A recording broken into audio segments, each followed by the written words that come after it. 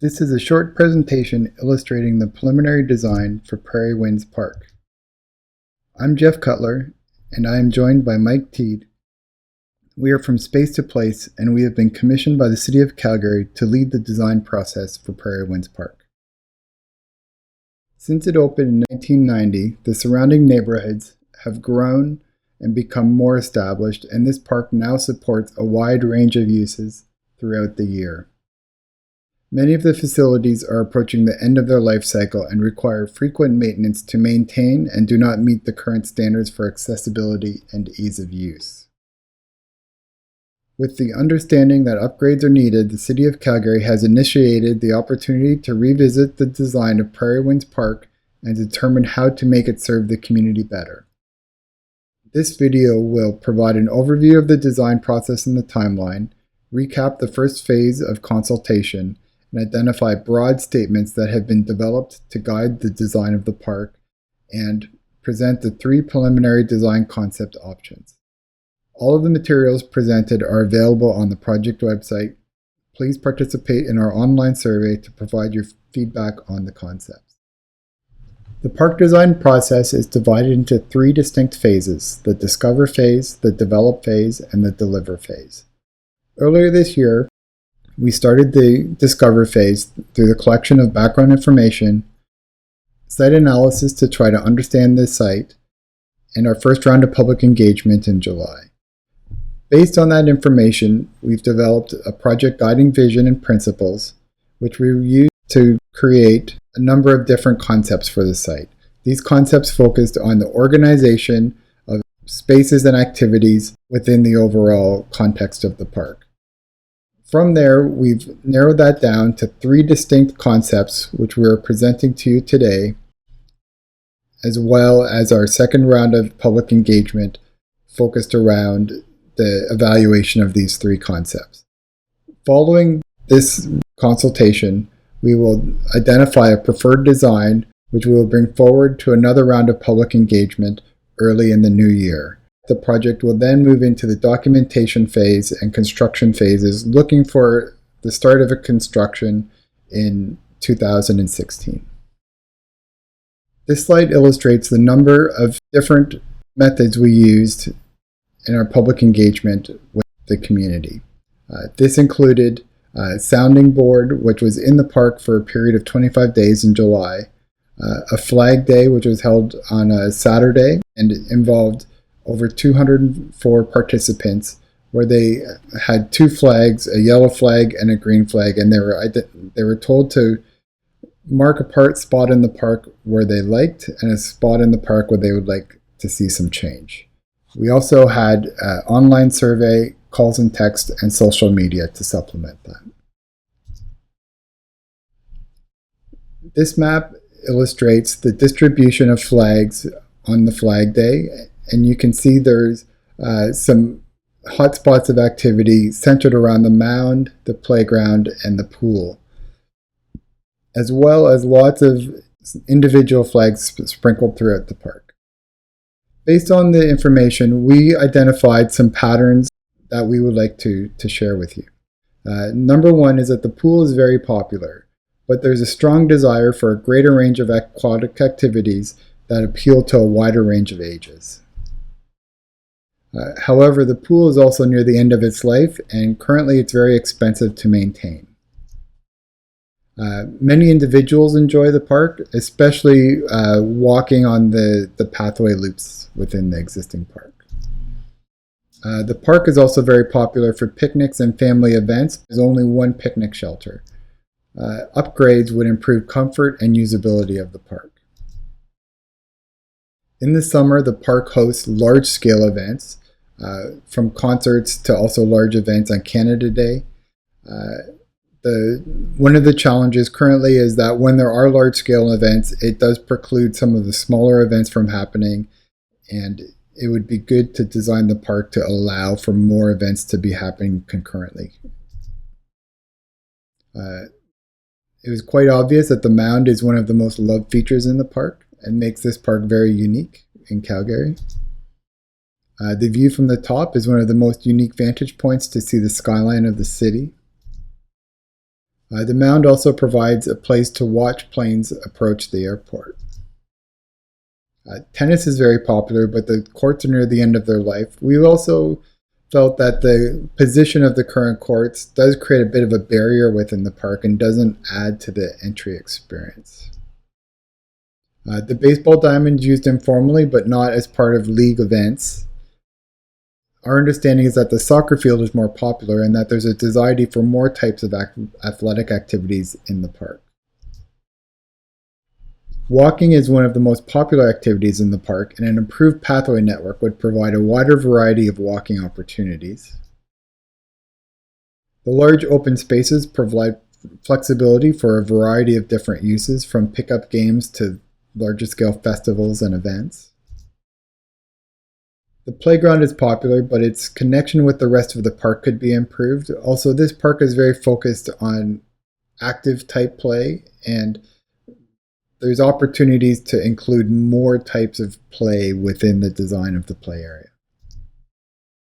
The amenity building does not meet the current needs of the park, and many of the facilities require upgrades to meet modern standards. The building is also not very well integrated with the park. It's primarily hidden behind fences. The washrooms aren't that accessible to the park, and it doesn't add to the arrival experience. The creek water feature is no longer operational and does not fit within the current uses of the park. And the park does not have a place that identifies you've arrived at Prairie Winds Park. So based on all that information, we've established a vision statement which is intended to describe how we want the park to be in the future. Prairie Winds Park is a well-loved, family-oriented destination park that is both the celebration of community spirit and a recreational centerpiece in the Northeast Calgary. It is a place that invites visitors to play, be active, recharge, and connect with their environment. We've also developed a mission statement, and a mission statement is intended to describe the aim of the overall park or the purpose of the park. And that's to provide a well-maintained year-round destination for Calgarians with elements that foster family and community connections, support multicultural expression, respond to recreational needs, and provide access to green space so that a vibrant, healthy, safe, and caring community is created and sustained. To supplement those, we've also established some principles which help to serve as guidelines as we develop the park concepts. The park is accessible and welcoming to people of all ages, cultures, and abilities. There is a range of active and passive spaces that can be used year-round. Provide structures and services to make the park comfortable. The park includes spaces for families and communities to gather and celebrate. The pathways are well connected. The park's unique character is protected and enhanced. And to provide places to play, learn, and grow. I'm Mike Teed, and I'm going to be presenting to you the 3 different concepts that we came up with for Prairie Winds Park based on the guiding principles. Each of the concepts proposes a number of changes and improvements to the existing park. With the first guiding principle in mind, making the park welcoming and accessible, we proposed a few changes, including a new pedestrian entry at the northwest corner of the park to provide better connection with the new C-train station. Additionally, we're proposing new street parking along the west and south sides of the site to supplement the existing on-site parking. The existing on-site parking would be retained in its current capacity. As well, to make the park welcoming, providing a designated arrival place within the park that gives you a real sense that you've reached the park. To address the need for a range of year-round activities in the park, all concepts retain the flexible open spaces, as well as the soccer field and the tennis. However, the tennis courts are proposed to be relocated into a different position in each of the concepts. The toboggan hill as well is an incredibly popular feature within the park, and that would be retained. All concepts propose retaining structures and services and also augmenting them, including the existing picnic shelter, adding several more picnic shelters, as well as picnic tables, benches, drinking fountains, and other facilities to support user comfort. To address the need for providing spaces to gather and celebrate, both of the existing festival spaces to the north and south of the Toboggan Hill would also be retained. As well, the Toboggan Hill provides an important feature within the park where people can appreciate views in all directions and watch incoming planes, as well as have a good view of activities going on in the festival space like concerts. In order to provide well-connected pathways throughout the park, many of the pathways that are too steep would be regraded in order to reduce the steepness, making them accessible for people in wheelchairs, as well providing better connections to different areas of the park so that people can use the pathways to get to all areas of the park, and provide better wayfinding and more intuitive trail connections within the park. All concepts address the guiding principle of the unique character of the park and its protection and enhancement by retaining some of the significant features within the park, such as the toboggan hill, the open spaces, and the trees and vegetation, as well to enhance those features, providing additional species of trees and plants to provide more year-round interest and diversity within the park. To address the guiding principle for providing places to play, learn, and grow, each of the concepts provides play spaces within the park that provide a wider range of play opportunities. Now I'm going to talk about some of the unique features specific to each of the concepts. Concept 1, Enhanced Existing, takes the approach of upgrading existing facilities which are dispersed around the park and linked with a ribbon of paths. It retains many of the existing features within the park, like the baseball diamond, soccer field, and the south playground, but upgrades many of the facilities for better use. The existing parking lot in this concept would be retained in its current configuration, and the existing tennis courts would be relocated to the southeast of the park.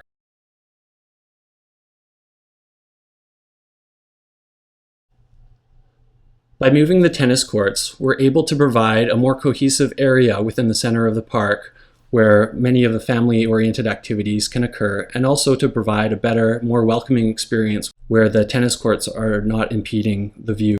In this family area, there would be a rebuilt wading pool, as well as the existing spray park completed in 2014, which would remain.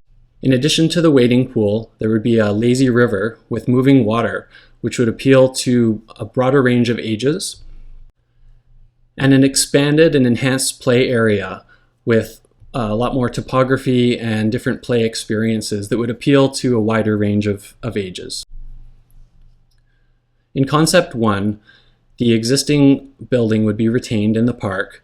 However, some upgrades would be made to the interior and exterior to provide more accessibility, better entries that orient themselves to the entire park rather than just to the pool, and make them more comfortable.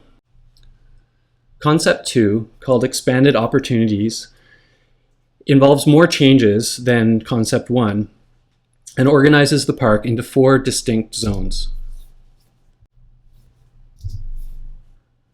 The first zone, called the Athletic Zone, includes the replacement of the existing ball diamond with a cricket field, retaining the existing soccer field but shifting it to the east, adding tennis courts and other sport amenities as well on the west. The flexible open space would be retained more or less in its existing state. As well, there would be a family zone and a passive use zone, which would include picnic areas and more naturalized planting. In this concept, the existing parking lot would be reconfigured and expanded into the area to the south of the current parking lot to provide additional space.